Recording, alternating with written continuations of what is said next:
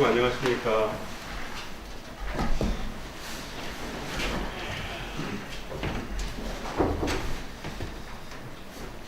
또 어려운 자리에 섰습니다. 오늘 또 제 신고 내용을 다시 한번 제가 육성으로 말씀을 드리겠습니다. 오늘 신고 내용입니다. 하늘님, 신성상상님, 감흥 감사합니다. 감흥하시옵소서. 오늘 여러 동동님들과 거룩한 시일식을 공연할 수 있도록 기운 주셔서 감사합니다. 천사님의 덕과 은혜로 이렇게 살아서 숨쉬고 움직일 수 있게 해주셔서 감사합니다. 만물의 주인은 사람으로 태어나 매 순간 자유의지를 가지고 결정하면서 자유로운 일상생활을 해주심에 또한 감사드립니다. 하늘님의 거룩한 덕을 조금이라도 느끼기에 포덕처나 광자창생의 천명을 받들겠습니다. 무국대도의 주인인 신성상상님의 후학이 되어 정성, 공경, 믿음을 다하고자 합니다. 천사님 감흥하시어 지혜와 기운 주시옵소서. 오늘 시일식을 봉행하는 교인과 교인 가정에 하늘님의 특별 간섭이 있기를 신고합니다. 감사합니다. 오늘 신고를 매번 드립니다. 매번 신고를 할 때마다 이제 조금씩 달라지고 내용도 조금씩 틀려지지만 옛날 신고할 때의 내용하고 지금 신고할 때 내용하고는 똑같은 내용이라 할지라도 그 느끼는 감은 많이 틀린 것 같습니다. 그전에는 신고할 때 이제 어쨌든 꼭 들어가야 되는 게 포덕처나 포덕광제 아닙니까? 하늘님의 천명인 포덕광제인데 그 전에 뭐 10년 전, 20년 전에 할 때는 그냥 하니까 포덕처나 광제창생하겠습니다 했지만 지금은 어느 순간에 가볼 때 보면 포덕처나 광제창생을 하겠습니다 하는데도 너무 재수롭고 느끼는 점이 많았어요. 근데 그러면서도 포덕처나 광제창생을 늦게 듣는데 포덕처나 광제창생을 하도록 하는 일꾼이 되고자 합니다. 하도록 하겠사오니 뭐 감흥하여 주시옵소서.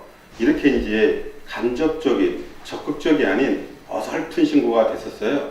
근데 요새 들어서는 그 느끼는 감이 포덕처나 광제창생을 해야 되겠다. 이게 스승님 같은 사람이 돼야 되겠다라는 생각이 들어요. 그래서 신고 내용도 꼭 포덕처나 광제창생을 하겠습니다 라고 신고가 됩니다. 부족 하나마 내 닿는 데까지는 포덕처나 광제창생을 하는 스승님 같은 사람이 되게 되겠다라는 신고가 되어집니다. 이래서 똑같은 신고 내용이라도 이렇게 옛날하고 지금하고 조금씩 변화가 있구나라는 생각이 들어서 다시 한번 말씀을 제가 드립니다. 그리고 이제 오늘 설교 내용은 그렇습니다. 제가 이제 법원수도원에 1월 1일 날 여기서 이제 합동 개화식을 마치고 이제 일주일 동안 수련을 갔어요. 수련을 가서 거기서 이제 마음을 놓고 주문도 해보고 뭐 그러는 과정에서 이영로 원장님이 좋으신 말씀과 강의를 들으면서 듣고 배운 느끼고 그다음에 평상시에 제가 생각했던 내용을 어설프지만 한번 내가 아는 범위까지만 제가 말씀을 드릴게요. 근데 틀리더라도 혹 여러분 생각들과 많이 다르더라도 이런 저 교화부장은 이런 생각을 가지고 있구나 라고 하고 또 혹시나 많이 틀리다 싶으면 시일식 후에 이러이러한 내용은 좀 바꿔야 되겠다든가 이런 내용을 지적해 주시면 신앙생활에 많은 도움이 될 것 같습니다. 그렇습니다. 이제 오늘 경전봉독 내용은 논학문을 했는데요. 논학문의 뜻을 보니까 여기서 보면 오늘 제가 그래도 그나마 드리고자 하는 것은 한 두세 가지 되는데요. 하느님이란 나에게 신이란 나에게 하느님이란 이런 제목이 제일 큰 타이틀이고 나에게 신이면 나에게 하느님이면 어떻게 보온을 해야 되나 어떻게 보답을 해야 되나 그러려면 그 보답하는 방법이 무엇일까라고 생각을 해봤어요.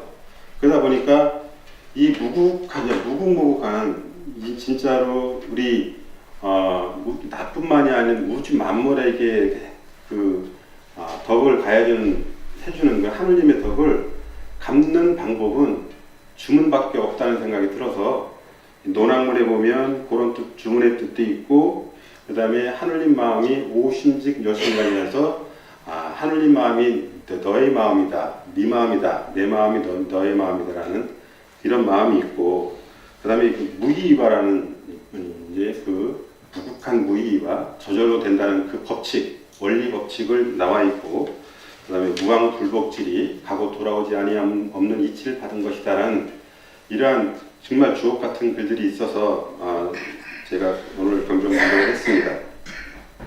그래서 오늘 설교 제목은 나에게 신이란으로 정해봤어요. 그리고 이제 신이 제일 처음에 신이란 하니까 떠오르는 말이 있습니다. 이제 제가 129년 입교했다고 여러 번 말씀을 드렸는데 한 20몇 년 됐지 않습니까? 입교하고 나서 이제 그때 처음 동계수련을 의창수도에 가서 강령 받은 얘기도 했을 거예요. 했는데 그러면서 그때 당시 수도원장에게 물은 얘기가 있어요. 지금도 참 좀 그런데 하여튼 어떻게 물어봤냐면 원장님 대체 하늘님이 어디에 있습니까? 이게 하늘님이 없는 곳이 없다고는 하는데 뭐 우주에 빡빡 있다고는 하는데 대체 어디 있느냐? 이제 그때는 참 손에 있느냐, 마음에 있느냐, 뭐 육신에 있느냐, 저주 하늘에 있느냐 이렇게 물어봤었던 것 같고 그렇다고 그런데 다 있다고 하면 그러면 만약에 진공 상태에 뭐 우리 전축이나 그런 거 보면 진공관 같은데 진공 상태에 그런 데도 하늘님이 있느냐 이렇게 물어봤던 기억이 나요. 참 지금 생각해 보면 좀 우스운 얘기지만 공기가 없는 상태의 관 그런 데서도 하늘님이 있느냐 이렇게 제가 질문을 했어요.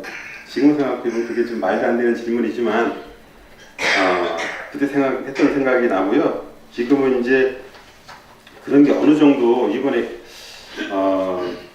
그게 법원 수도원 가가지고 하늘님이란 이런 것이다.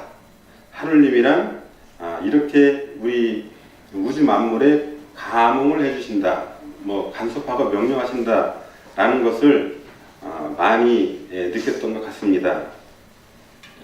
그래서 이제 우리 다들 말하는 것 같이 지금 우주에 꽉 차 있는 아주 가까운 데 있는 나에게 있는 하늘님은 그때는 몰랐던 거죠.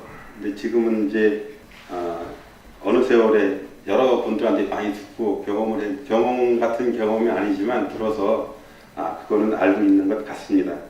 그래서 이제 다들 신의 이름을 나에게 신이란 제목으로 들어가가지고 다들 알고 있는 내용입니다. 다들 이것도 이제 법원 수도원 그 교재에 있는 내용인데요. 다들 알고 있는 내용이지만 다시 한번 상기를 한번 해볼게요. 옛날 사람들이 뭐 여기 상제님이니 옥황산제님이니 뭐 하늘님이니 여호와니 알라니 조물자니 하나님이니 절대자 신령 뭐 이렇게 수많은 이름으로 이제 그 시대와 그 문화에 맞게끔 불려진 게 사실이지 않습니까? 근데 지금도 역시 자기 생각대로 이렇게도 불리워지는 것 같아요. 그리고 우리 천도교에서는 지금은 이제 한문으로는 천주라고 하고 그리고 우리말로는 하늘님이라고 부르고 있죠. 기독교에서는 하나님으로 부르고 있고요. 그렇게 신이 우주에 꽉 차 있으므로 사람이 찾는 대로 나타난다고 하지 않습니까? 우주에 꽉 차 있는데 우주에 꽉 차 있다는 느낌을 어떻게 저는 해석을 속으로 그냥 정리를 했냐면요. 우주를 우리가 생각할 수가 없어요. 우리 같은 짧은 지식으로는 생각할 수가 없어서 나를 벗어나서 이 대한민국 그 다음에 이제 아시아 그 다음에 우리 지구 그 다음에 은하계를 둘러싼 우리 깜깜한 밤에 하늘을 보면 진짜 너무나도 별들이 많은데 그 깜깜한 우주 속에서 그거보다 더 많은 진짜로 헤아릴 수 없는 큰 이제 무한한 우주가 나오는데 그 우주에 꽉 차 있다고 생각을 해보십시오. 근데 꽉 차 있다는 게 어떻게 꽉 차 있다는 거냐? 이제 저는 물로 비유했어요. 요만한 어항 속에 동그란 어항이 있다고 치고 그 어항이 우주라고 생각하면 이제 헤아릴 수 없는 큰 우주겠죠. 무한한 우주인데 거기에 물이 꽉 차 있다고 생각해 보십시오. 물을 그냥 하느님이랑 신이랑 비유한다면 그 동그랗게 생겼다 영상을 만약에 치고 거기에 물이 정말 꽉 차 있다고 생각하면 그 꽉 차 있는 속에서 변해야 물이 그 하느님이 변해야 하느님이란 얘기죠. 그 아무리 우주에 진짜로 그 우리가 생각도 못하는 꽉 차 있는 우주에 하느님 기운으로 꽉 차 있는데 거기서 내가 변해야 하느님이죠. 변해야 어디 가겠어요. 그러니까 바닷물이건 뭐든 여기에 적혀 있는 여기 있는 탁자건 저건 살아있는 생물이건 죽어있는 생물이건 우리 사람들이 이렇게 느끼는 거죠. 살아있건 만들건 모든 컴퓨터건 피아노건 모든 것이 다 그게 하느님의 기운 속에서 하느님이 변하는 하느님 작용이기 때문에 다 거기 변하지도 아니하고 이게 더하지도 아니하고 빼지도 아니하고 영원 무궁한 그게 저는 하느님이라고 생각을 했어요. 그렇기 때문에 이게 그렇게 큰 하느님을 조그마한 여기 있느냐 진 공간이 있느냐 여기 있느냐 이렇게 생각을 했으니 얼마나 하느님이 봤을 때는 정말 답답하지 한심히 있게 생각하시라 생각이 듭니다. 그래서 옛날 사람들은 많죠. 산에서 이제 맨날 들었던 얘기들이지만 산에서 신을 찾으면 산신이 나오고 태양신이 찾으면 태양신이 나오고 이렇다는 식으로 그렇게 옛날에는 참 많이 머리가 깨기 전에 그렇게 신앙생활을 했던 것 같습니다. 지금은 우리들은 우리 천도교에서 신간을 정확히 아는 사람들은 거기서 진짜 거기 조그만한 그 종교라고 하는 그런 거를 벗어나서 정말 그 우주에 가득 차 있는 하느님을 잘 알아가지고 그거를 공경하는 게 어떻겠느냐는 생각이 들어서 말씀을 한번 드려봅니다. 그래서 신을 한번 또 열거를 제가 해봤어요. 이제 하느님이라 하겠습니다. 하느님은 진짜 전지전능하죠. 못하는 것이 없습니다. 제가 알고 있는 하느님입니다. 하느님은 영원하죠. 정말 영원합니다. 하느님은 더하지도 않고 빼지도 않습니다. 늘어나지도 않고 줄어들지도 않죠. 하느님은 한없이 무궁한 큰 우주에 아주 물샘 틈 없이 들어갈 틈 없이 꽉 차 있습니다.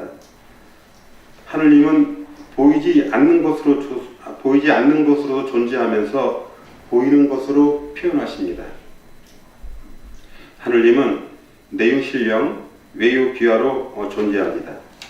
사람으로 비교하면 사람의 살아있는 생명 속에는 내유신령과 밖에 있는 외유귀화로 존재를 하시면서 사람이 숨을 쉴 때 내유신령과 외유귀화가 서로 통해야 살듯이 이렇게 내유신령과 외유신령이 서로 주고받으면서 숨을 쉬면서 통하면서 살아가고 있습니다. 우주 만물이 다 그렇습니다. 여기서 모실 시자, 시균주가 표현이 된다고 생각을 합니다. 하느님을 굳이 숫자로 말씀을 드린다면 여기서 유일신이 다일신이 이렇게 말씀을 해서 한번 적어봤어요. 굳이 숫자로 표현한다면 무량수죠. 무량수이면서 하나이죠. 저는 그렇게 생각을 합니다. 하느님은 유형으로든 무형으로든 없는 것이 없습니다. 하느님은 조화를 주재하시죠. 하느님은 무궁합니다. 하느님은 자연한 이치와 자연한 기운으로 만물을 만드시는 창조주입니다. 현기문답에 나오는 것입니다. 하느님은 1분 1초도 쉬지 않고 우주 만물을 천체를 인과로 하여 간섭하시고 명령하시어 우주를 잘 살 수 있는 조건을 만들면서 항상 이렇게 쉬지 않고 주십니다. 이거는 제가 하느님을 생각하는 마음을 한번 적어봤고요. 여기서 이제 제가 준비한 내용을 한번 읽어보겠습니다. 강령체험은 지금도 생생하죠. 옛날에 이제 수련 갔을 때 초등학교 때 체험인데 너무 좋았지만 깊이가 없었던 것 같고요. 요즘 교구장님 설교 말씀 중에 삼년불성이란 말도 많이 가슴에 와 닿았고, 이건 우리 도는 시천주를 초창기에 시천주를 깨달았으면 평생토록 양청주하고 각청주를 해야 되겠구나. 하늘님의 뜻을 받들어 정말 평생을 살아야 되는 게 여기 도구나. 그러면서 우리가 이렇게 하늘님과 하나가 되는 것이 아닌가 하는 생각이 들었습니다. 그 다음에 이제 이렇게 됐을 때 우리는 주문을 해야 되는데 그 주문이 대체 뭔가라고 생각을 해봤어요. 이번에 수련 갔을 때 화두라고 그러죠. 하늘님이 무엇인가, 그 다음에 주문이 무엇인가, 주문의 힘이 과연 어떤 것인가를 생각을 해봤어요. 근데 그때도 마침 주문의 힘이라는 것은 너무나 엄청났더라고요. 다시 한번 느끼지만은 처음에 하는 주문하고 시간이 갈수록 하는 주문하고 그 깊이는 여러분들이 더 잘할 겁니다. 1년이 가고 2년이 가고 3년이 가고 5년이 가고 10년이 가고 15년이 가고 20년이 가고 그런 속에서 그 주문의 힘이란 글쎄 저는 그렇게 느껴봤어요. 이게 정말 그 내공이 쌓인다는 말이 맞는 것 같아요. 그 힘이 본인이 느끼는 그 주문의 힘이 틀리는 것 같아요. 이게 그냥 처음에 하는 주문이 하고 정말 그 깊이는 아시는 분만이 아실 거라 생각이 들어서 그 주문은 다시 한번 말씀을 해드렸고요. 그래서 주문을 하면서 이번에 경전 69페이지에 보면 주문이 나와요. 주문을 크게 나누면 선생 주문과 제자 주문으로 되어 있더라고요. 저도 이제 주문편에는 그냥 대충 읽고 넘어갔는데 이제 이번에 법원소송 가서 특히 느낀 게 있어요. 처음에 이제 옛날에도 거기 보면 선생 주문, 제자 주문이 있는데 옛날에도 초학 주문에 제자 주문에는 초학 주문이 있었다고 하더라고요. 근데 지금도 경전에 초학 주문이 있는데 지금은 초학 주문을 하지 않더라고요. 근데 거기서 보니까 초학 주문은 처음에 천도교에 들어와서 입교한 사람들은 꼭 한 번은 그 뜻을 이해하고 넘어가야 될 사항이라는 생각이 들었어요. 그 초학 주문을 뜻을 잠깐만 생각하고 거기 해보면요. 이렇게 위천주 고화정 영세불망 만사 이게 초학 주문인데 이게 제일 처음에 하려니까 되게 이상했습니다. 그동안 안 하다가 근데 위천주 고화정 영세불망 만사이 이게 경전 69페이지 중문편에 있는데 이게 이제 저도 옛날인가 한 몇 달 전에 교무부장님께서 초학 주문을 갖고 와서 이것을 해야 되는 게 어떠냐고 한 번 한 적이 있었어요. 근데 괜히 이제 지금은 교단에서 총부에서 이건 하지 않게끔 돼 있어 거의 이제 안 보고 있었는데 그때 좀 더 신경 써서 들었더라면 좀 더 빨리 도움이 됐으리라 생각했었는데 그때 좀 안 본 게 좀 서운한 생각이 들더라고요. 초학 주문이 위천주 고화정 영세불랑 만사인데 하늘님을 지극히 위하고 나의 뜻을 돌아보아 하늘님 생각을 한평생 잊지 않겠사오니 모든 일을 마땅하게 이루어 주옵소서라는 내용입니다. 하늘님을 지극히 위하고 나의 뜻을 돌아보아 하늘님 생각을 한평생 잊지 않겠사오니 모든 일을 마땅하게 이루어 주시옵소서. 이게 초학주문입니다. 초학주문은 그냥 넘어가지 마시고 공부하시는 분 한 번 정도는 해봐야 되는 주문이거든요. 옛날에는 이거 초학주문을 입교하고 나면 2달인가 몇 달인가 하여튼 굉장히 오래 했다고 들었어요. 제가 확실한 근거는 모르는데 그런 얘기를 많이 들었습니다. 그리고 이제 요거는 제가 꼭 말씀드리고 여기 있는데 주문을 생각을 했었어요. 과연 주문이 어떠한 힘을 갖고 있는가. 그래서 신고를 하고 주문을 하는 중에 이제 또 그런 답이 나오는 게 뭐냐면 주문이라는 것은 하느님을 지극히 위하는 글이기 때문에 하느님이 이 만물의 주인이며 나의 주인이고 모든 여러분의 주인이고 정말 만물의 주인인 무주의 주인은 하느님께서 직접 정하신 법이더라고요. 이게요. 직접 정해서 대제사님한테 내려준 법이에요. 원리 원칙이더라고. 이게 직위금지 원위대강 시천주 조화정 영세불랑 만사지는 직위금지 원위대강 하면 말 그대로 내유 신령 외유 기화가 딱 맞춰서 서로 통해가지고 이게 몸이 되게 좋아지고 모든 기화가 통해서 되는 그 법칙이에요. 시천조 주화점 영세밀랑 만사시하면 그것도 법칙이고, 이렇기 때문에 우리는 어떻게 믿지 않을 방법이 없어요. 하느님께서 직접 주신, 만물의 주인인 하느님께서 직접 대제사님을 통해서 우리한테 가르쳐 주신 이 주문을 어떻게 안 읽겠어요. 거기서도 정말 그 듣는 면에 뜻을 모르고, 이 직이군지 원이대강이라는 아무 뜻을 모르고 외우기만 해도 하느님이 주신 그 원리 원칙 법이기 때문에 강정이 되지 않습니까? 아까 여기 논학문에서도 어째 도를 배반하는 사람이 그랬습니까? 강령이 됩니까? 하지 않습니까? 선악을 가리지 않는 하느님의 원리 원칙이 법이에요. 그렇기 때문에 무조건 이건 되는 거거든요. 그래서 저는 주문을 하면서도 되게 그런 의구심이 많았어요. 그러면 의구 많았던 건 사실이고요. 하여튼 주문은 정말 힘이 대단하다. 그럼에도 불구하고 그렇지 않고 이것을 뜻을 알면서 주문하는 우리 후학들은 얼마나 효용을 더 많이 보겠습니까? 그래서 하느님을 지극히 위하는 주문을, 이건 진짜 금물준들 바꿔 쓰냐 우물준들 바꿔 쓰냐 할 정도로 정말 거룩한 보배이긴 보배니까 주문을 통해서만 뭐든지 될 수 있다는 생각이 들었습니다. 그래서 주문은 진짜 매시 잊지 않고 이제 매번 염려불방해서 잊지 않는 게 맞다고 생각을 하고요. 그 다음에 여기서 이제 거기 원장님이 강의 중에서 또 딱 하나 또 하나 들어오는 말씀 중에 하나가 뭐냐면 모신다는 얘기를 아주 쉽게 표현했습니다. 모신다는 거 다 좀 하느님을 모시지 않습니까? 하느님을 내 몸에 모셔져 있고 우주 만물에 모셔져 있는데 그 모신다는 의미를 이렇게 표현하시더라고요. 부모가 자식이 5명이 있는데 이제 부모님 모시는 집은 한 집이 있어. 한 집이 모셔요. 둘째가 모신다고 쳐요. 그러면 둘째가 부모님을 모시는 거지 나머지는 부모님을 모시는 게 아니지 않습니까?